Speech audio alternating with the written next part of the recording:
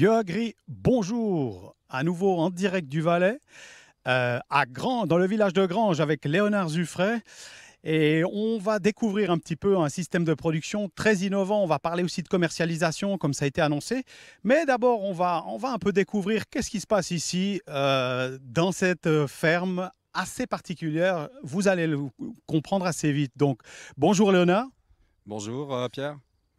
Alors, est-ce que tu peux nous expliquer déjà un petit peu l'ensemble de ta ferme, comment ça se passe, est-ce que tu es exploitant principal, comment ça s'est passé un peu l'historique, un peu de ton chemin? Alors l'historique, si on commence par le début de l'exploitation, en 2016, j'ai reçu l'autorisation d'exploiter par le service de l'agriculture. Et c'était suite au décès de mon père qui est arrivé assez subitement. Donc j'étais en pleines études à Changin, en brevet fédéral œnologie, viticulture, arboriculture. Et papa étant un maraîcher de métier aussi, de formation, était professeur au Centre au Rif. Il a enseigné aussi à Lullier à l'époque. Je me suis dit qu'il y avait sûrement quelque chose à faire de plus que l'arboriculture, parce que ça devient difficile en 2016-2020 de vivre que de l'arboriculture, surtout avec la petite surface que j'avais. Donc le domaine n'est pas énorme. Il contient environ, j'ai 22 000 mètres carrés en exploitation. On était total arboriculture au début, donc savoir 2016. Abricots, pommes, poires, 6 variétés d'abricots, 7 d'abricots, pardon, 6 de pommes, j'ai inversé, une variété de poires. Et puis les calculs et la première année m'a clairement fait comprendre que c'était pas viable. Donc j'ai rencontré un ami quand j'habitais sur Vercorin à l'époque, qui s'appelle Sylvain Mélis, qui a l'entreprise Ecaver, SARL, qui sont à la base des biobeds, les murs anti-pollution au niveau des pesticides. Ça nous permet d'éviter un retour aux eaux potables, et ça, qui avait monté ce projet aussi en collaboration avec son autre collègue Nicolas Ecaber. Et il m'a parlé de cette serre mobile. Qui propose une rotation d'environ, on peut avoir une production sur 10 à 12 mois par année, qui ne permet pas forcément de fournir les gens 10 à 12 mois par année, mais en tout cas de proposer pour environ 26 à 52 familles, dépend l'année, dépend comment est-ce qu'on a géré les choses, des paniers sur abonnement. Donc on est sur l'agriculture contractuelle au niveau de cette production, pour 80 sortes de légumes, environ 300 variétés plus ou moins. Alors j'ai entendu parler de ça, je me suis lancé direct, j'ai même pas réfléchi, quoi. J'ai dit vas-y, on commande un tunnel, on envoie. Donc ça m'a permis de faire une petite surface ici de 3 fois 200 mètres carrés, parce que la serre possède 200 mètres carrés en couvert, avec 2 surfaces de 200 mètres carrés qui sont à ciel ouvert pour les légumes qui ne souffrent pas des conditions climatiques. Au début de l'année, enfin les légumes souffrent de différentes choses selon les saisons, quoi. Tu vois, ça dépend vraiment de comment les choses elles évoluent. Et puis j'ai commencé à faire des annexes où on a les passages herbeux normalement dans les cultures arboricoles pour continuer à augmenter la zone de légumes, parce qu'on se rend compte quand même que c'est quelque chose qui marche, qui intéresse les gens et qui est clairement moins contraignant aussi que l'arboriculture. Donc, si je comprends bien, quand tu as repris en 2017, il n'y avait que de l'arboriculture et donc tu as enlevé quelques lignes d'arbres pour poser cette serre mobile. Vous inquiétez pas. Et on va même la voir bouger, mais alors, ça sera un peu spécial. C'est vrai que le concept n'est pas forcément extrêmement répandu encore. C'est des techniques qui viennent du Canada et puis du nord de l'Amérique, à savoir Elliott Coleman, qui est le précurseur des légumes d'hiver, et puis Jean-Martin Fortier, de qui on s'est beaucoup inspiré au niveau de ce type de serre et de la façon de produire, de l'association des légumes pour éviter d'avoir à intervenir avec des pesticides, avec des engrais. Les choses se passent super bien. Donc en permettant à la serre de passer d'une parcelle à l'autre et aux lignes de tourner comme ça, on revient chaque fois au même endroit avec le même légume sous 6 ans de pause. Donc on a une rotation qui est basée sur 6 ans plus ou moins. Donc cette année-là, on a ce légume qui est la kohlrabi ici. On peut faire un petit tour, il n'y a pas de problème. On a cette tendance de planter. Cette année, je fais un essai de surdensification, parce que j'ai remarqué aussi qu'en mettant énormément de légumes sur la même plate-bande, ils ne poussent pas forcément plus mal, mais la mauvaise herbe est super concurrencée. Donc ça évite aussi des interventions, des étapes de travail qui font que, étant donné qu'on n'est que 3 sur le domaine dans les périodes les plus urgentes, sur 3 hectares, 2 hectares 2, pardon, c'est assez difficile à tout suivre sans se casser la tête. Alors on essaye d'avoir ce genre de techniques qui nous permettent de gagner beaucoup de temps aussi. Alors on a cette façon de rotation. Les lignes paires, elles possèdent quelque chose. Les lignes impaires, elles possèdent autre chose aussi.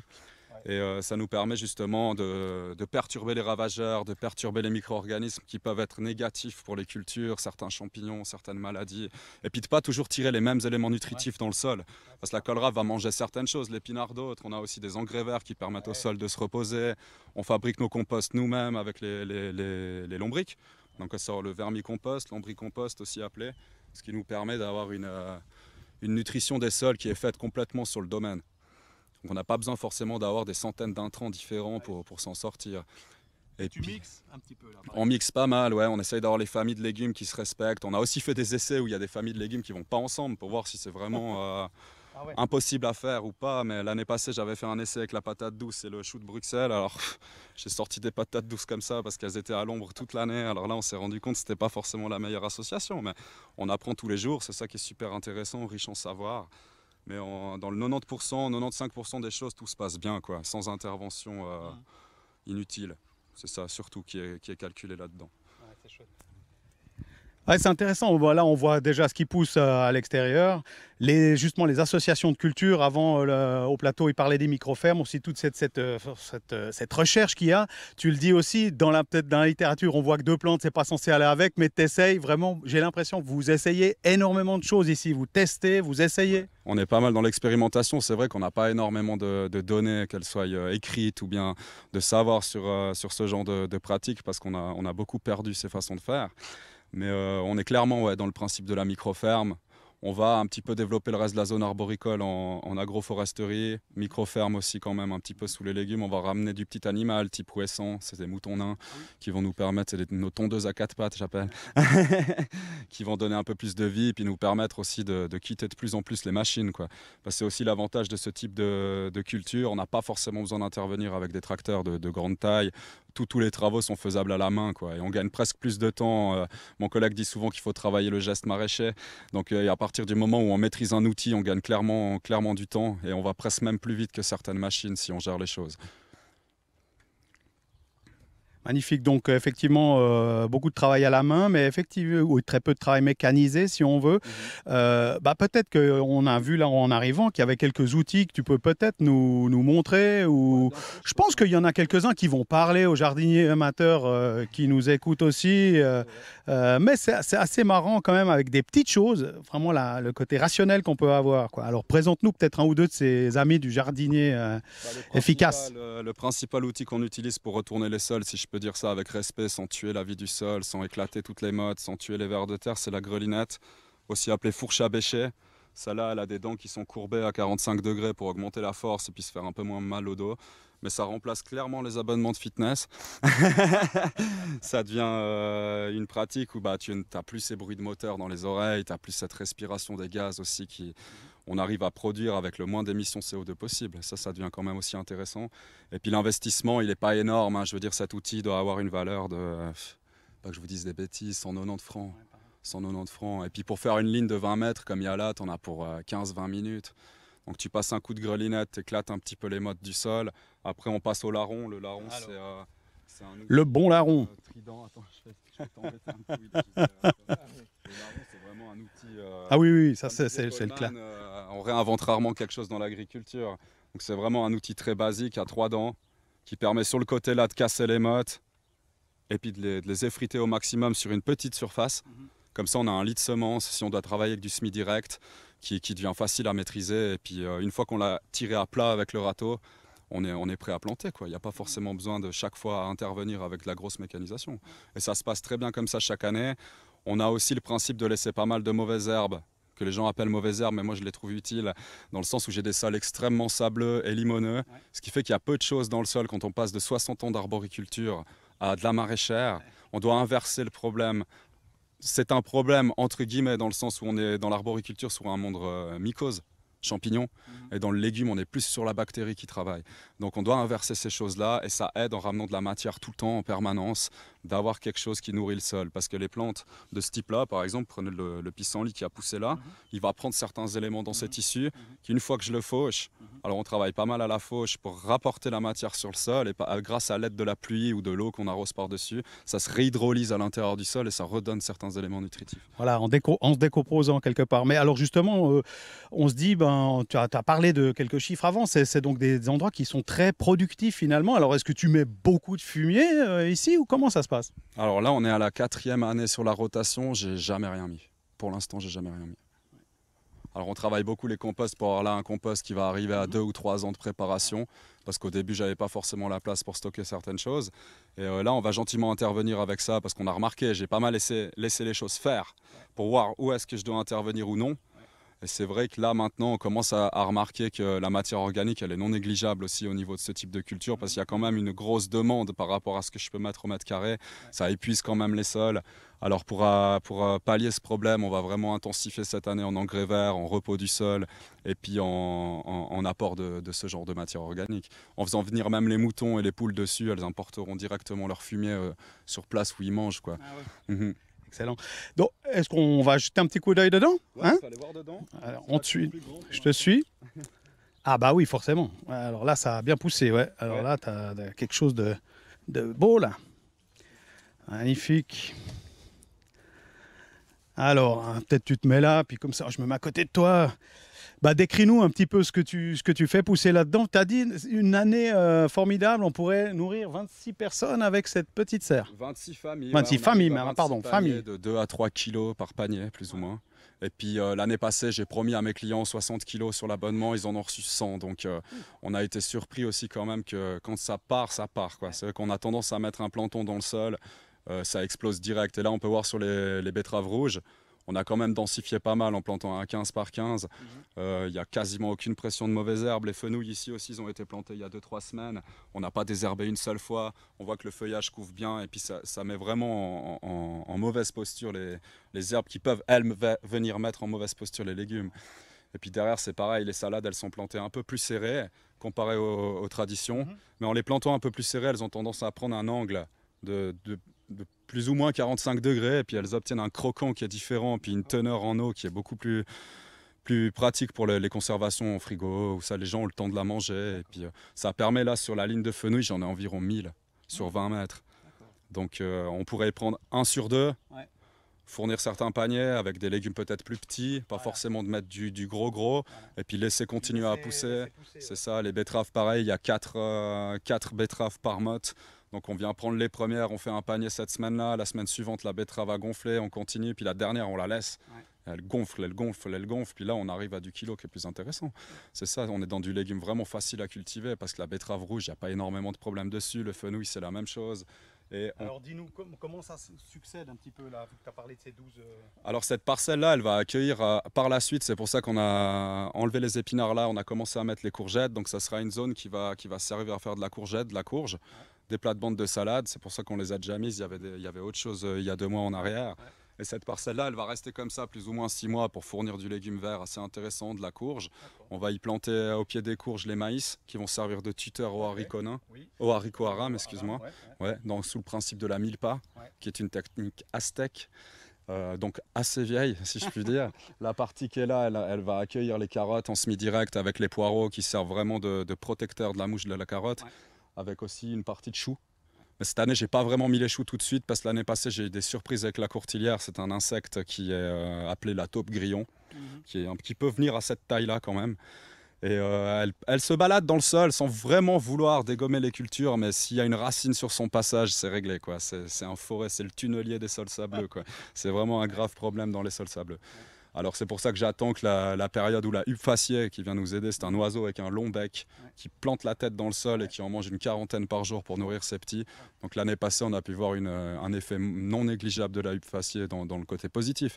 Donc je les attends, elles sont arrivées la semaine passée. Donc dès que je commence à les voir dans les tunnels, je vais me dire, je peux me permettre de mettre les brocolis, les choux-fleurs en association là derrière avec le reste. Et puis on va tourner les lignes, comme je disais, dans ce sens-là. Donc l'année prochaine, cette parcelle, elle sera là-bas. Celle-ci, elle sera ici. Les tomates qui vont être plantées là-bas derrière reviendront sur la zone 2 que j'appelle. Et puis on a ce tournus qui permet d'avoir le moins de problèmes possible et de pouvoir fournir des paniers diversifiés aussi, quoi. Surtout, quoi. C'est vrai, je pourrais mettre de la tomate partout. Mais là, on ne fournit pas des paniers entre 5 et 14 légumes à choix différents. Et rien, en tout cas au mois de mars, avril, mai, c'est pour ça que la juin. serre est mobile surtout. C'est qu'une fois qu'on a implanté une culture, on la protège, on la rend à une certaine taille où elle va résister aux problèmes climatiques ou d'autres problèmes, puis on déplace le tunnel sur autre chose. Où on n'a plus besoin de chaleur, on enlève, où on en a besoin, on la remet. Et ça permet un tournus où on fait 4 plantations par parcelle, plus ou moins à l'année. Et puis finalement, c'est quelle taille? Tu as peut-être dit tout à l'heure, mais je ne me rappelle plus de cette serre. Et puis un petit peu, juste 2 mots sur l'infrastructure. Après, pendant qu'on va se déplacer un peu plus loin, on verra tout à l'heure cette petite vidéo qui montre le déplacement. Oui. Mais quelle grandeur elle fait? Puis un peu, moi, j'ai jamais vu ce genre de serre. Ça se trouve où, ça, chez Landy? Alors c'est vrai que ouais, je pense que ça va être difficile de trouver ça en mode Ikea quoi, après à monter.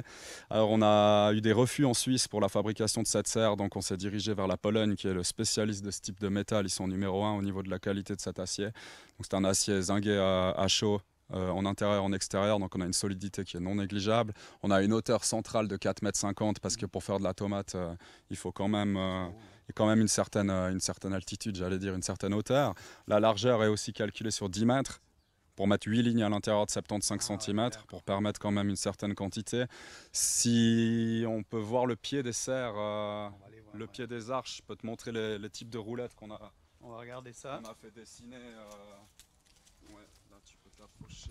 Alors, on peut pas. Tu veux montrer là? Oui, bien sûr. Ok. Hop. On a ce principe de. Les pieds sont posés sur des roulettes. Ces roulettes-là ont une forme comme ça. Et le rail, la même chose. Sous le principe un peu du train, si je puis dire, pour éviter que la serre déraille par elle-même. Et ici derrière, on a une barre qui empêche la serre de s'envoler ou de se déplacer latéralement pendant que je la tire ou autre, parce que ça serait pas vraiment simple à la remettre sur le rail si elle sort.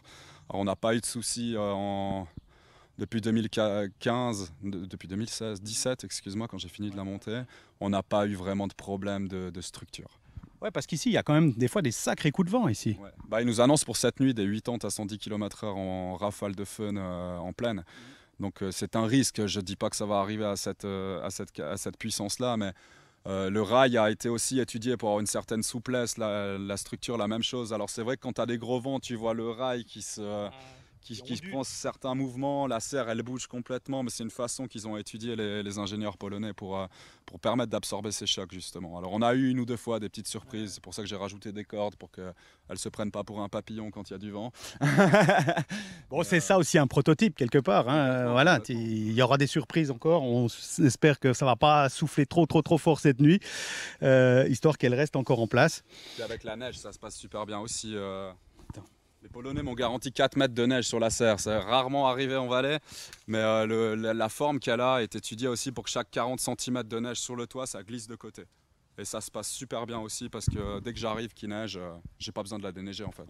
Il n'y a pas de renfort pour la résistance de neige, ça glisse vraiment, puis ça vient se poser là. Ouais. Et là, ça isole quand même le passage de l'air pour l'hiver. Donc plus il y a de la neige, entre guillemets, mieux c'est. Parce que elle est étanche, quoi. Ouais, elle est étanche, puis il fait bon chaud autour de la serre à partir du moment où cette année, on a eu quoi, je sais plus combien, 80 cm de neige cumulée sur les bords. Tu as une bonne ornière qui te permet de garder la serre au chaud à l'intérieur. Et c'est assez intéressant, quoi. Ça évite de la chauffer. Surtout qu'on n'a pas le droit de la chauffer en bio. Voilà. Alors ça permet quand même, j'ai pu faire des semis directs le 28 décembre. J'ai eu des germinations en janvier, légumes asiatiques, des choses qui résistent quand même au gel. Les épinards là ont été semés le 2 janvier et je récolte encore maintenant, quoi. Ça devient intéressant. Oui, effectivement.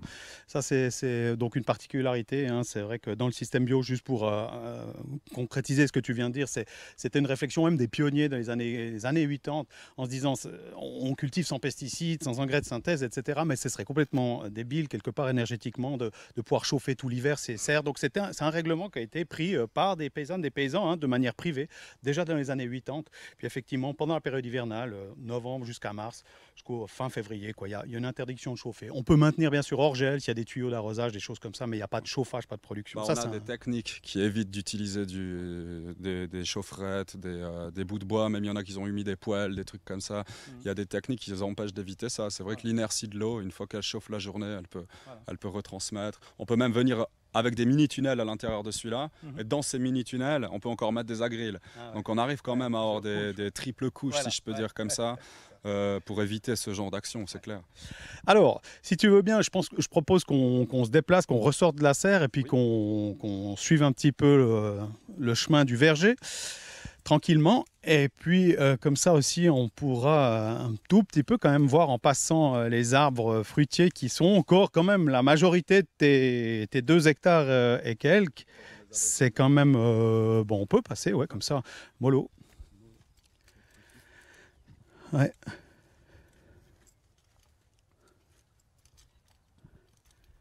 Puis comme ça, effectivement, on peut aussi mentionner quand même la particularité de cette année.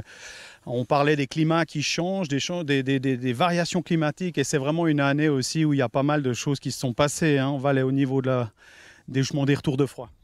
Complètement. Cette année, c'est vraiment pas simple comparé à 2017 où on a pu lutter contre le gel quand même assez normalement, si je peux dire. C'est juste les températures ont vraiment descendu en dessous des... Moi, j'ai dû avoir un -7 ici en 2017. Cette année, la période, comme on pu le dire beaucoup d'arboriculteurs, hein, moi je dirais le 100% des arboriculteurs, ils ont pris 90% de gel à peu près. Même moi, ici, j'ai ramassé alors que j'ai la lutte par aspersion. On s'est fait surprendre la nuit où il y a eu la neige, où à 5 h du matin, il faisait un petit 0,9. Dès que le ciel s'est éclairci, c'est passé en bas à -4. On a fini par avoir un -5,6 ici, parce que je suis quand même dans un trou dans cet endroit-là. J'ai les parcelles un peu plus creuses. Ça fait qu'il y a un lac de froid qui s'accumule quand même. Puis on n'aurait rien pu faire. Il y a des gens qui ont allumé l'eau. Ils ont dû aller taper sur les cannes avec des marteaux pour péter la glace. Montre-nous ce qui reste. On en a. Ouais, alors il faut chercher. Bon, ça va, tu vois, là j'ai eu du bol. J'en a trouvé. Donc le peu qui reste, ils sont déjà bien développés. Donc ceux-là, ils vont venir énormes, ça c'est clair et net, mais comparé à d'habitude où sur cette branche-là, je pourrais en avoir une quinzaine, une dizaine, ça devient vraiment une perte de récolte qui est non négligeable, quoi. Ça c'est clair et net. C'est clair et net. On doit être sur certaines parcelles, j'ai du 100% de gel, t'en trouves pas un seul. Et sur certaines parcelles, voilà, c'est un peu éparse, t'en trouves un ici, il y en a là-haut, un peu plus sur les sommets, t'aurais eu de la résistance, mais sur le bas, c'est grillé, c'est vraiment grillé, quoi. L'abricot n'est pas sorti au bon moment cette année. Ouais, c'est ça. Et puis ces retours de froid quand même à plein, il y en a eu plusieurs, quoi. Il y en a eu beaucoup plus que d'habitude. Alors pendant qu'on va rejoindre la suite de nos discussions, on va traverser ce verger et puis je propose comme quand on passe, vous pouvez peut-être montrer cette petite vidéo un peu bizarre où il y a une serre qui bouge. Parce que ça, c'est pas tous les jours qu'on voit une serre qui bouge. Et nous aussi.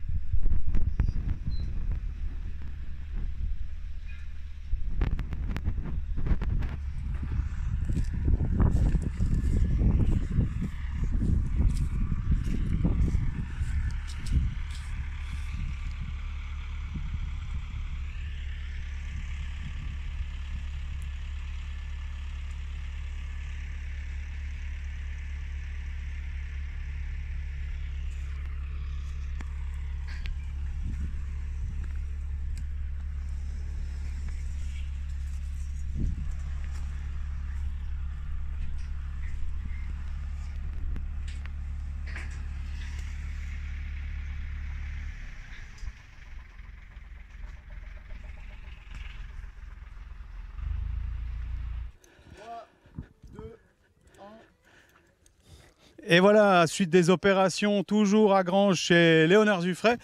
On va un petit peu étendre le panel. On a bien compris maintenant la production avec cette serre que vous avez vu bouger sur ce petit film qui est quand même assez spectaculaire. Et puis on va parler un peu maintenant justement toute cette production particulière. Comment en fait on fait pour vendre des légumes en Valais actuellement? On connaît tous, il y a vu, le Valais était connu pour de la production aussi de masse pendant des années, des années. Et maintenant on observe ces mouvements de circuits courts qui se développent. Il y a plein de solutions, plein de différents modèles de circuits courts. C'est un peu ce qu'on va discuter maintenant avec Léonard et avec aussi des invités qui sont arrivés chez toi, je crois. Hein. Ouais, on y va. Ils sont là. Hello. Salut. Et bonjour tout le monde. Alors, bienvenue, merci. Donc la famille Grunenfelder qui nous rejoint ici. Que vous habitez où? Présentez-vous un petit peu. Nous, on habite à Rémans. Dans le Val d'Airain. Et puis, on a un petit magasin de vente directe au Mayension. On a plusieurs lieux d'exploitation, à Bramois, à Loy, en dessus de Grosne, et puis tout le Val d'Airain où on a des prairies de fauche et de pâture. Ouais, donc en fait, d'après tout ce que tu me dis, en fait, voilà, il y a quand même plusieurs types de production. Vous faites quoi en fait Qu'est-ce que vous produisez en fait sur cette ferme qui a l'air aussi comme typique en Valais? On l'a vu déjà aujourd'hui plusieurs fois, sur plusieurs niveaux, plusieurs étages, plusieurs lieux. Qu'est-ce que vous produisez en fait? Alors nous, on a du bétail. On a des vaches, des moutons, des cochons, des poules, des lapins, des chevaux. Et puis après, on a des cultures maraîchères, des légumes de garde surtout. Après, on a des plantes aromatiques et des arbres fruitiers. C'est tout un programme, tout ça, hein, effectivement. Et c'est grand? C'est une grande surface? Nous, en tout, on a 75 hectares à peu près. Ah ouais, donc c'est vraiment déjà une grosse ferme, mais étalée effectivement sur plein de différents endroits, quoi. Ok, alors on va parler un petit peu de commercialisation et tout, puis je crois que c'est effectivement déjà un peu l'heure aussi. On s'installe ici, Léonard? Ouais, alors on s'installe ici. Il nous manque juste une petite chaise pour le patron. Pour le patron. Et puis pendant ce temps, vous voyez qu'ici, il y a un outil un peu particulier aussi. On a vu avant les outils qu'on peut utiliser à la main pour biner, pour rabler, etc. Et puis là, vous voyez que c'est un outil qui a l'air de rien, comme ça, on dirait un châssis tout simple, des roues de poussette. Mais avec ça, étonnamment, on peut faire un boulot exceptionnel. Et là, on a parlé hier, peut-être ceux qui étaient là, de traction animale. Et là, dis-nous, c'est qui l'animal qui va tirer C'est moi la bête. Alors c'est un outil qui a été développé par l'entreprise Terratech qui se situe en France, au Nord-Pas-de-Calais, qui est à la base de la création d'énormément d'outils pour les micro-fermes. Donc celle-là, on peut la tirer autant à la main, ici à 2 personnes, pour avoir un effet de, excuse-moi pour le bruit, d'avoir un effet de butage derrière, avec ces disques que j'ai ici, qu'on va mettre à la place des roulettes devant. Là, j'ai déplacé pour pouvoir la bouger plus facilement. Ça va ouvrir la terre d'un côté. Les roulettes vont appuyer sur un paillage. On peut mettre différents paillages, des géotextiles, des paillages bio, des paillages qui sont en plastique aussi, hein, ça permet des choses comme ça. On peut ajouter sur la partie avant un dérouleur à goutte. Ça nous permet de tirer des plates-bandes à la main. On peut aussi les crocher devant un rotavator ou un âne devant aussi, exactement. Tu vois, on peut utiliser ça sous plusieurs façons de faire. On peut varier les largeurs, les profondeurs. Je l'utilise aussi pour fabriquer juste des buts derrière, c'est pour ça que là j'ai enlevé, ça me permet de tirer des plates-bandes assez droites. Et la polyvalence, elle est intéressante. Après, on pourrait imaginer encore de fixer des semoirs dessus, des récolteuses à mesclin. On peut vraiment, on est limité par l'imagination quand même au niveau de ça. Et puis Terratech propose vraiment des outils, un large choix d'outils manuels. Hein, qui est super efficace, avec des prix vachement abordables, comparé à un tracteur neuf. J'ai envie de dire, c'est aussi le problème des micro-fermes et le principe de ce projet-là, il s'est voulu low cost. Donc tout ce qu'on va investir, il va falloir en avoir un besoin. Il va falloir que ça soit au maximum utile, puis au moins cher possible aussi, avec une bonne qualité, parce qu'on ne peut pas se permettre de casser un outil par jour. Quoi. Ouais, c'est ça. Puis quand on commence avec des petites surfaces, comme tu l'as montré, je veux dire, tu ne peux pas effectivement te permettre d'acheter des machines qui vont coûter des dizaines de milliers de francs. C'est pas possible. Mais voilà, intéressant. Donc voilà, la petite machine en passant, parce que ça, c'est quand même des outils qu'on commence à rencontrer de plus en plus sur les fermes un peu partout. Quoi. Et puis vous, les plantes, tout ça, vous faites tout à la main? Vous êtes tout au tracteur, au treuil? Vous êtes comment? Alors on a des machines au tracteur, on sarcle aussi, parce que sinon on n'arrive pas à suivre. Mais la cueillette et le désherbage entre les lignes, ça se fait tout à la main. Et puis alors justement, un des thèmes qu'on aurait aimé aborder ici, parce que c'était pour montrer aussi que en agriculture suisse, mais bio en particulier, il y a plein de créneaux, de manière de... Déjà, on a un joli petit étalage de produits devant nous, mais de les produire, c'est une chose, mais après, de les commercialiser, de les vendre, de trouver ses consommateurs. C'est un peu ce qu'on va aussi un peu développer maintenant, quoi, sur comment on vend ces différents produits. Donc, peut-être commence aussi, ou commencer, je sais pas, à qui je donne qui c'est qui s'occupe un peu? C'est la patronne qui est... Alors, comment vous faites, les Grünenfelder, pour vendre tous ces productions? Tu peux les prendre une par une, puis dire, voilà, ça en fait 6. Alors, c'est vraiment un travail de tous les jours. Déjà, savoir quel produit on va commercialiser, si on peut dire ça comme ça. Savoir quelles sont les attentes de nos clients. Se faire connaître le produit. Des fois, ça prend plusieurs années. Moi, je dis, quand je fais un nouveau produit, il faut bien presque 2 ans pour que les gens ils soient habitués, puis qu'on sache, oui, c'est un produit qu'on va continuer. Les gens le veulent ou non, il faut arrêter là et faire autre chose. Et puis après, ça dépend aussi de chaque saison, chaque année. Est-ce qu'on aura ce produit suffisant pour pouvoir le fabriquer. Et puis, je pense que c'est aussi une passion de pouvoir faire ça. Tout d'un coup, je vois une nouvelle recette, j'essaye des choses, on regarde comment ça donne, si c'est bon, on fait tester et puis c'est à ce moment-là que ça part en vente. Oui, et effectivement, ça me fait penser, tu m'avais envoyé quelques photos aussi pour illustrer tout ça. Donc, si jamais en régie, vous pouvez passer quelques photos pour montrer un petit peu ça. Donc, ça peut aller jusqu'à 2 ans, tu dis, mais ouais, tu y vas comment? Simplement au feeling, ou tu te dis comment tu fais pour attaquer des nouvelles cultures, des nouveaux marchés? Comment tu t'y prends? Alors, c'est au feeling, c'est aussi à la demande. On travaille sur des marchés, on travaille tout avec des clients privés. Et puis, il faut le contact, il faut discuter. Et puis, leur demander est-ce qu'il y a quelque chose qu'ils aimeraient puis qu'ils ne trouvent pas. Et puis, à ce moment-là, on décide de développer un nouveau légume, une nouvelle confiture. Au départ, j'ai commencé avec des confitures très basiques, avec un seul parfum. Et petit à petit, j'ai vu que les gens, ils aimaient bien avoir, par exemple, fraises menthe, pas que fraises, ou pas que abricot avec du thym, ou des choses comme ça. Et ils aimaient trouver quelque chose qu'ils ne trouvaient pas ailleurs. Donc, c'est à nous de tester et d'abord on teste. J'ai aussi des stagiaires qui travaillent avec nous. Donc, c'est le meilleur des jeunes entre 15 et 25 ans. Je mets sur la table et je vois qu'est-ce qui part en premier. Et puis après, je me dis, c'est quelque chose qui marche, on y va. Joli. Et le test est fait comme ça, live, à la table de la cuisine. C'est pas mal comme méthode, effectivement. Ça défie un peu toutes les lois du marketing, mais c'est ça qu'il faut aussi qu'on réinvente, c'est à essayer, faire des essais. Je vois aussi qu'il y a des confitures ici. Toi aussi, tu as fait la même chose ou tu as copié les copains? Alors, je pense qu'en produisant plus ou moins la même chose, on a pas mal de gens ont les mêmes façons de faire quand même. C'est vrai que nous, on a aussi tendance à tester, mais plutôt en famille, en faisant goûter aux petits. J'aime ma maman aussi, qui a beaucoup de bonnes idées, qui nous a donné pas mal de recettes qu'elle a eu trouvées parce qu'ils ont une bonne équipe de gourmands, tu vois. Alors, ça permet aussi, les gens qui aiment manger ont des bonnes idées, quoi. Et pareil qu'est-ce qu'elle a pu dire, elle, on a aussi cette façon de faire, de se chercher une recette, de se dire, bon, il y a des clients qui viennent, qui nous font des demandes spéciales. Est-ce que vous pouvez faire ci? Est-ce que vous pouvez faire ça? Alors voilà, c'est clair, on va jamais leur dire non, on va étudier le sujet. Après, s'il faut implanter une nouvelle culture qu'on ne fait pas du tout pour faire ce genre de demande, on va y réfléchir aussi. On le fait à petite échelle, après à grande échelle. Comme tu dis, ça peut prendre 2-3 ans avant d'être sûr d'un produit. Mais il y a des choses qu'on a eu pris le risque simplement. Style comme elle a pu dire Sophie, abricot thym. Nous, on a abricot lavande, abricot romarin. Cette année, on va se baser sur l'abricot basilic.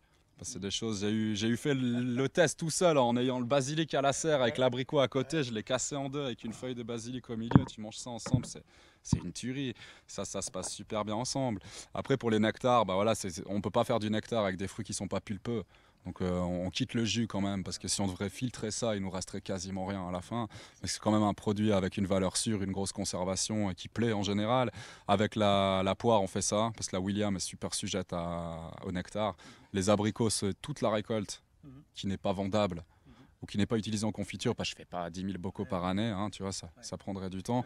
On le balance en nectar. Donc là, on a aussi un produit qui plaît pas mal, avec des goûts sympathiques. Il n'y a vraiment pas de conservateur dedans, à part un tout petit peu de vitamine C, parce que les chaînes de mise en bouteille chez qui je fais transformer sont sous azote. Ça évite beaucoup d'oxydation des produits, de choses comme ça. Puis avec la pomme, qui reste quand même une principale production qu'on a nous ici, on s'est lancé avec un ami qui s'appelle Gauthier Ray. Je me permets, je vous montre la bouteille, qui a lancé la cidrerie Wildorn. qui est sur Crans-Montana, au niveau de la commune de Crans-Montana, mais précisément sur Chermignon-d'en-Bas, pour travailler différentes gammes de produits alcoolisés, pardon.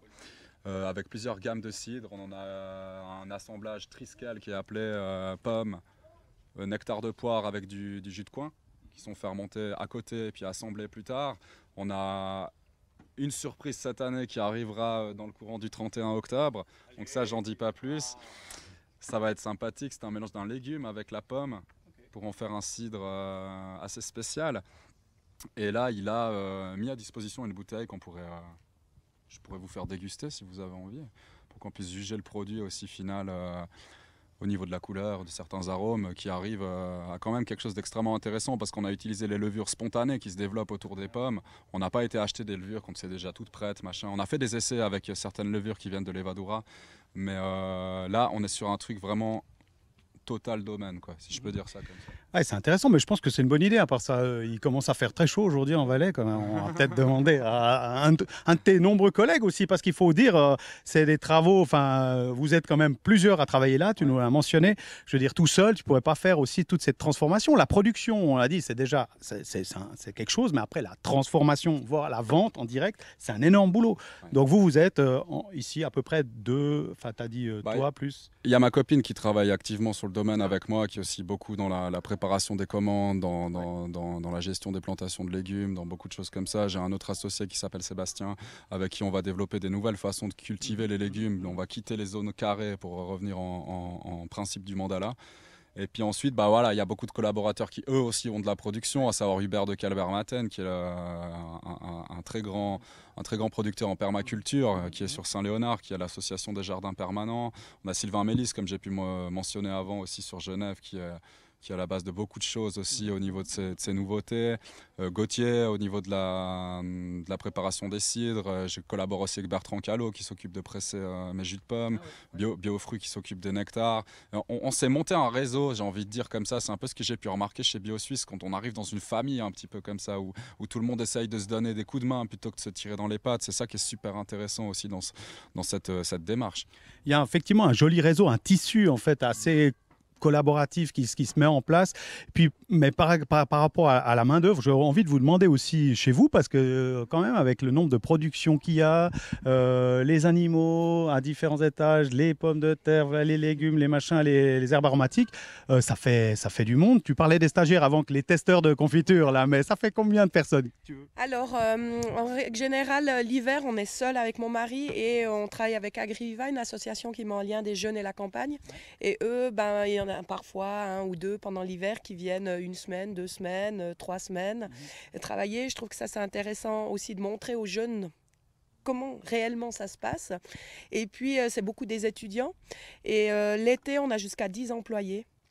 Ben, tous ces petits travaux, désherbage, etc., c'est vraiment, ça prend du temps et il nous faut de la main-d'œuvre. Après, pour revenir un peu à ce que Léonard disait, eh bien oui, il y a la fabrication, il y a le choix des produits, mais comme vous pouvez voir, lui, il a fait des jolies petites étiquettes. Alors, c'est aussi ça, le marketing. On a toutes des facettes de métier dans l'agriculture. Il faut savoir les lois pour savoir comment on doit faire une étiquette, quelles informations il doit y avoir dessus, faire une étiquette qui plaît aux clients, parce qu'avant tout, les gens achètent avec les yeux. Et une fois qu'ils sont intéressés, puis ils se disent « Ah, c'est beau », là, ils vont goûter. Mais d'abord, il faut déjà qu'ils aient envie de prendre ces produits. Et puis ça, et ben justement, en travaillant avec d'autres collègues, en travaillant là avec des jeunes étudiants déjà plus âgés ou comme ça, on peut utiliser des choses qu'ils apprennent aussi dans leurs études pour créer l'étiquette. Nous, on crée l'étiquette de A à Z, donc on a dû aussi tout apprendre, l'informatique, le design, etc. Donc on essaye de faire au mieux tout ça, et ben, c'est clair que c'est quand on ouvre les portes, on discute avec d'autres personnes, avec d'autres collègues, avec d'autres personnes extérieures, qu'on arrive à avancer. Oui, c'est impressionnant. Donc, le nombre de métiers qu'il faut un petit peu maîtriser, hein, de la production qui est vraiment à la base, effectivement. Mais après, tout, dès qu'on veut aller jusqu'à un produit fini comme ça, comme tu l'as dit, au niveau de l'étiquetage et tout, ça doit être picobello. Enfin, il doit y avoir toutes ces notions qu'on attend, enfin, qui sont obligatoires même d'avoir dès qu'on les vend. C'est vraiment une panoplie de métiers. Et puis, ça, c'est quand même assez exceptionnel de pouvoir avoir ça dans une même ferme. On a parlé pas mal des productions végétales, des fruits, des jus de fruits, du truc qu'on a goûté, ça, après. Ouais, ça m'a interpellé quand même ce truc. Mais les animaux, parce que vous avez quand même pas mal d'animaux sur la ferme. Ça, comment vous commercialisez ces animaux? C'est encore par de système de grossiste ou bien de laiterie? Enfin, je ne sais pas. Ou qui c'est qui veut en parler? Nous, on travaille essentiellement en vente directe. Donc, on a différents animaux comme les moutons, les bovins, des chèvres, des cochons, des chevaux. Et c'est clair que c'est aussi une demande de la clientèle d'avoir de la viande. Et maintenant, justement, avec cette belle journée, les grillades débutent à fond. Mais là aussi, on essaye de transformer pour avoir des chipolatas, des burgers, différentes choses. Ça reste quand même quelque chose qui est vraiment apprécié. Et puis après, ces animaux, ils nous servent aussi pour nettoyer les pâtures. Par exemple, nous, on met souvent les vaches dans les prés. Ensuite, on met les chevaux qui mangent d'autres choses dans ces prés. Ça veut dire qu'on a après des parcs beaucoup plus propres. C'est aussi l'entretien du paysage qui est fait avec ces animaux. Mais c'est clair que beaucoup de gens nous diront « Ah, mais vous les mangez, vous les aimez pas ». Nous, avant tout, on aime les animaux. Les animaux, ça demande vraiment un investissement toute l'année, 365 jours, on ne compte pas les heures. Il y a un animal qui est malade, qui n'est pas bien, on se lève au milieu de la nuit. C'est comme un enfant. Il faut les soigner vraiment jusqu'au bout. Et puis, c'est clair que ça passe par là. On doit manger la viande. Enfin, on doit. Ceux qui veulent mangent de la viande, donc on doit les tuer. Mais c'est clair que, voilà, une poule, ça nous donne des œufs. Ça amène d'autres choses que juste de la viande. Oui, merci. Donc, aussi les productions animales, vous arrivez quasiment tout à vendre en direct ou c'est la moitié, c'est un tiers ou parce que vous avez... Essentiellement en vente directe. On travaille aussi avec quelques restaurants qui maintenant consomment seulement bio. Et puis, ça devient quand même quelque chose en Valais qui commence à prendre de l'ampleur. Oui, parce qu'on en parlait aussi plusieurs fois, on a mentionné ça après donc la demande, vous êtes beaucoup en vente directe, en circuit court, il y a les ventes au marché, hein, sauf erreur. Voilà, de la vente au marché, les clients, on allait au marché de Sion encore jusqu'à peu. Maintenant, on a un petit peu diminué à cause du Covid. Donc, c'est aussi une demande d'avoir de la viande fraîche du producteur. En bio, ça demande des normes très spécifiques, donc des animaux qui sortent. Le soin au bétail est vraiment... notre priorité, qu'ils aient des aires de sortie, qu'ils aient suffisamment de place, du paillage, les conditions pour que chaque animal soit bien. Non, c'est vrai, parce que c'est intéressant de voir ça parce que c'est tellement polyvalent. Enfin, il y a tellement de secteurs là dans vos activités, quoi. On se demande si c'est possible justement à des gens normaux. Après, tu as expliqué, vous avez de l'aide aussi l'été, 10 personnes qui sont en plein pot de la saison pour vous aider à mettre tout ça en œuvre, en musique. Puis tu as mentionné avant quelque chose qui m'a interpellé, c'est les restaurants. Parce qu'effectivement, la vente directe, c'est là où est né le bio. En fait, il est né sur un marché, où il est né à une ferme, où quelqu'un a dû expliquer à un consommateur qui se passait peut-être de phyto, de synthèse, etc. Et c'est né comme ça, la vente directe. Et maintenant, c'est bien qu'elle perdure. Et il y a des nouveaux systèmes, justement, de vente directe. On en a parlé un petit peu, de ces contrats, plusieurs fois dans cette émission ce week-end, de l'agriculture contractuelle de proximité. Tu l'as mentionné aussi avant, avec les paniers. Donc ça, c'est une manière assez efficace aussi de vendre. Est-ce que tu nous en as parlé un petit peu? Ça, c'est quelque chose qui existe aussi en production animale, de faire des contrats, ou bien non, c'est pas, enfin, que des gens s'engagent à consommer régulièrement des œufs, de la viande, ou bien ça n'existe pas? Ou pas encore? Pas encore vraiment au top, mais par exemple, nous, quand on vend maintenant des parts d'animaux, un 6e, un 8e d'un baby-bœuf. Tu peux nous dire juste ça représente combien de kilos à peu près? Ça représente environ 18-20 kilos. Et puis, nous, on débite tout, enfin, notre boucher débite et met sous vide tout par paquet de 2 parce que c'est plus facile. Et les gens, ils prennent une part, des fois 1, 2 par année. Ça dépend un peu si c'est des grands mangeurs de viande ou occasionnellement. Ils prennent ça, ils mettent au congélateur, tout est étiqueté et quand ils veulent, ils sortent un paquet. Et ça leur apprend de cuisiner des nouveaux morceaux. Parce que ce qu'il faut savoir que dans la grande consommation, on ne connaît plus que les mêmes morceaux. Et c'est aussi à nous maintenant de dire aux clients, bah voilà, le bouilli, ça se cuisine comme ça. Le jarret, voilà, une petite recette. Utilisez vraiment tout ce que nous donne la nature avec vos soins, hein, parce qu'effectivement, déjà en bio, c'est pas évident toujours de produire à toutes conditions. Donc, en plus, si on jette la moitié, un tiers, je ne sais pas quoi, de l'animal ou bien des fruits parce qu'ils n'ont pas le bon calibre, pas le bon machin, c'est quand même un gaspillage énorme qui nous permettrait justement d'assurer une production importante. Et puis là, on le voit avec des jus, des confitures, on l'a vu aussi ce matin chez Benoît. Voilà, c'est des choses qui existent. Et dans la viande, effectivement, je pense que c'est très bien dit, je ne sais plus, il y a un programme, je crois, de la Confédération de la tête à la queue, ou je ne sais plus quoi, ou du museau à la queue, ouais, du museau à la queue, ouais, pour un peu valoriser ça. Il y a plusieurs petites applications, comme moi, par exemple, j'ai Suisse Academy. On met le type de viande, le morceau, qu'est-ce que c'est, et puis il y a une recette à suivre, et assez facile, et une vidéo. Donc moi, j'ai beaucoup de stagiaires suisses-allemands. Je sors la vidéo, je leur montre et puis on s'attelle à la tâche de faire un nouveau morceau. Et puis ça aide parce que bien sûr, quand on ne comprend pas les mots, si on voit déjà l'image, ah tiens, c'est comme ça que ça se passe. Et même avec d'autres clients, c'est quelque chose que je vois qui marche bien. Et puis une fois qu'on y a pris goût, on a envie de faire tous ces morceaux qu'on a moins l'habitude de trouver. Exactement. Ouais, c'est super. Et puis toi, Léonard, aussi, elle a parlé de ces petits trucs pour aussi être plus proche du client, d'avoir ces liens, d'utiliser, de ne pas être toujours aussi réfractaire à la technique. On a dit, là, toi, tu fais tout à la main, tu n'aimes pas les gros tracteurs, alors tu n'aimes pas ces trucs électroniques, ou bien WhatsApp, compagnie, ou bien. Ça va ? Alors on va dire que ouais, c'est vrai, je suis quand même au niveau de la plupart des gens, je suis pas mal un utilisateur quand même de ces réseaux sociaux, de ces techniques électroniques qui nous facilitent quand même gravement la vie. Parce que c'est vrai qu'en étant 2 sur le domaine, j'ai une organisation, une automatisation informatique qui est non négligeable aussi, parce que sinon je devrais engager une dizaine de personnes. Et pour l'instant ce serait pas viable. Donc c'est vrai que plutôt pour tout ce qui est comptabilité, machin, des choses comme ça, on a énormément besoin d'aide, hein, j'ai envie de te dire. Parce que de tout faire à la main aussi au niveau du bureau, on serait vraiment à 35 heures par jour.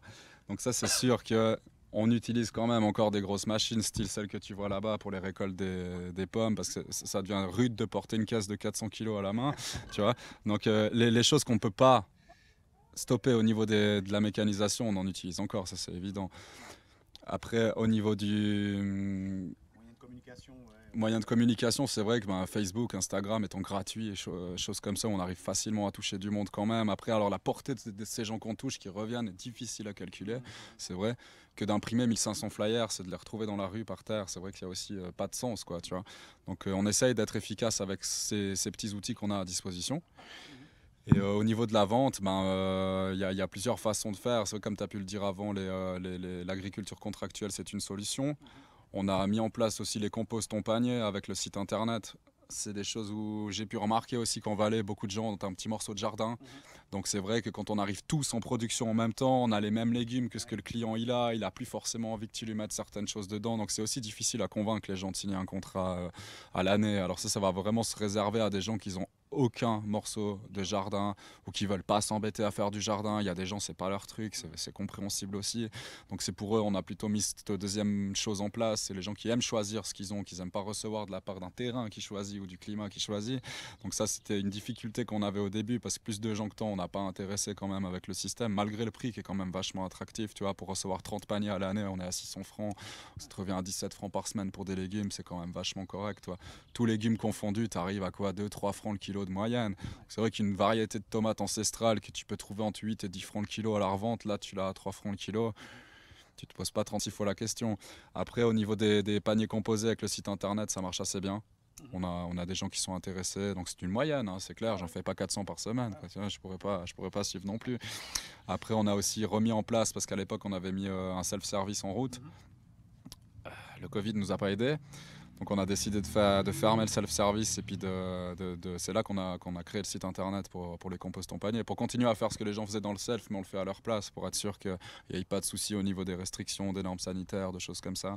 Et pour finir là maintenant, on a décidé de ne pas rouvrir le self, mais on a lancé des marchés 4 jours par semaine. Donc le mardi on est sur Réchy, le vendredi ça sera sur Brie, tu vois j'ai sauté 2 jours, on recommence. Le mardi sur Réchy, le mercredi sur Vercorin, qui est un de mon village de cœur, le jeudi sur Chalais, et le samedi on est ici directement au domaine. Donc, ça nous permet aussi d'avoir de nouveau un contact avec le client qu'on a pas mal perdu, ce côté social avec les restrictions, ça nous manque un peu quand même, tu vois, de voir des gens, ça fait du bien, tu vois, quand même ce côté social, et puis ça permet d'établir des liens de confiance justement, ce qu'on n'a pas si on vendrait tout au même grossiste. On n'aurait pas cette relation avec le client pour savoir, comme elle expliquait Sophie avant, qu'est-ce qu'ils voudraient comme nouveauté, qu'est-ce qu'ils aiment pas, de leur transmettre des recettes justement comme tu disais. Toutes ces choses-là, on le fait aussi avec les légumes. Il y a beaucoup de gens, j'ai des légumes ancestraux qu'on ne connaît plus. Même moi, je me suis dit un jour, bon, je plante ça, mais je le cuisine comment, quoi. Tu vois, donc on prend un bon niveau en cuisine, quoi. C'est vrai, on arrive à des choses sympathiques. Donc tu reviens aussi quand même pour la commercialisation, parce que j'ai entendu, je crois bien entendu que tu fais un marché à Chalais et à Vercorin. Voilà, donc ça c'est des. Est-ce qu'il y avait des marchés toujours là-haut ou bien non? Ça c'est remis au goût du jour. Est-ce qu'il y a donc une volonté aussi de la population, de la commune peut-être, dire oui, nous ça pour animer, donner une vie et une âme un peu à ces villages aussi. Est-ce que ça a été favorisé par la communauté, enfin par la commune, ou bien de refaire un petit marché là-haut, ou bien ça se passe comment? Alors c'est vrai que la commune de Chalais a été extrêmement ouverte à ce que ça se passe. Donc je les en remercie encore parce que c'est vrai que ça aurait été pas simple si la commune n'était pas motivée à faire ça. Donc c'est vrai que sur Réchy, on n'a rien. En termes de marché, il y avait à l'époque sur la place du marché justement un marché qui a été fait. Je ne saurais même pas vous dire combien de temps ça fait qu'il n'y en a plus. Sur Chalais, il y a pas grand chose non plus au niveau du bas. Sur Vercorin, on a Sébastien Duet qui fait un marché le samedi qui se passe super bien. C'est un marché vraiment joli. Il y a des très belles choses à découvrir aussi. Donc nous, on s'est plutôt mis le mercredi, mais dans une place qui est différente pour ceux qui ont déjà l'habitude d'aller sur le marché de Sébastien. Ne soyez pas perturbés non plus. Tu vois, une question de respect aussi. Tu vois, je m'entends super bien avec Sébastien. Je ne veux pas de problème aussi de ce côté-là, mais je pense qu'il y a de la place pour tout le monde de ce côté. Alors, en ayant remis ça au jour aussi, c'était vraiment une envie de ma part d'aller vers les gens. Parce que c'est vrai que sur Chalais, il y a beaucoup de gens qui ne peuvent plus vraiment se déplacer. Il y a aussi des personnes âgées qui ne peuvent plus aller au magasin tout seuls, qui aimeraient bien qu'on vienne à eux. Et c'est vrai que ça va rapporter un peu d'humanité, un peu de vie dans ces zones-là qui sont un petit peu...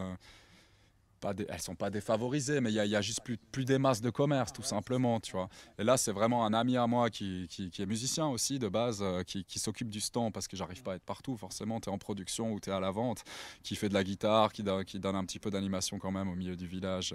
Ça devient sympathique, quoi. C'est important ce que tu dis, je crois que c'est même central, c'est cette histoire de lien, quoi, de savoir un peu vraiment d'où viennent les produits, comment ils sont faits, même mettre un visage sur des produits qu'on va consommer ou qu'on va même faire un abonnement, un contrat, ça peut aller jusque-là, ou prendre des paniers mélangés avec des 10 kilos, 12 kilos, 20 kilos de viande. Je veux dire, voilà, c'est quand même une espèce de contrat de confiance. Ouais. Puis pour finir un petit peu cette séquence, un peu sur la vente, etc., j'aurais bien aimé avoir un petit peu votre idée rapidement un petit peu comment vous voyez le futur, en fait. Le futur, déjà, votre ferme, peut-être, un petit peu comment ça va se développer. On n'a pas parlé, il y a les 3 bambins qui courent par là derrière dans les vergers. Mais je veux dire, voilà, comment vous voyez un petit peu l'avenir, un petit peu de votre ferme, puis un petit peu une petite perspective, un petit peu comment ça pourrait se développer? Alors pour nous, c'est une perpétuelle remise en question des nouveaux produits, des clients, leur donner envie, leur faire connaître notre mode de vie, comment on soigne nos animaux, parce que maintenant c'est vraiment la question clé où il y a des préjugés. Et puis il faut se faire connaître, mais c'est vrai que ça devient de plus en plus difficile avec ces nouvelles lois, ces lois adaptées de l'Europe qui ne sont pas adaptées pour chez nous. Et je pense qu'il faut avoir bien du courage et de la volonté pour arriver au bout. Et puis souvent le client voit que la pointe de l'iceberg par rapport au reste, tout ce qu'on est tenu légalement, etc. Et je pense que c'est bien d'en parler comme dans cette émission, que les gens ils se rendent compte que c'est pas facile tous les jours. Et puis que, comme avec Léonard, nous, ce qu'on aime, c'est le contact avec les gens, de pouvoir leur proposer des produits qu'ils ne trouvent pas dans les centres commerciaux. Et puis, c'est vrai que le contact avec des personnes âgées, là, j'ai justement une personne qui s'est cassé la jambe. Ben, pour lui, on va aller jusque chez lui, même s'il prend des petits achats puis qu'il est tout seul, parce que voilà, il aura des bons produits, il va se retaper. Et puis, c'est aussi ça, notre métier à la base, c'est le lien avec tout le monde et ce qu'on fait. Magnifique. Merci. Et puis le patron, comment il voit l'avenir? Parce qu'il doit courir un petit peu aussi, hein. Comment tu vois ça? Alors, bon, je pense que, qu'est-ce qu'il faut dire, ça va devenir de plus en plus compliqué parce que chaque année, on a des nouvelles lois, des nouveaux contrôles. Cette année, on s'est déjà farci, je pense, 5 contrôles.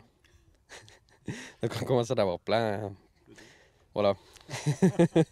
Ces contrôles et tout ça. Bon, bref, je comprends qu'il y en a, mais ils commencent quand même à abuser un peu.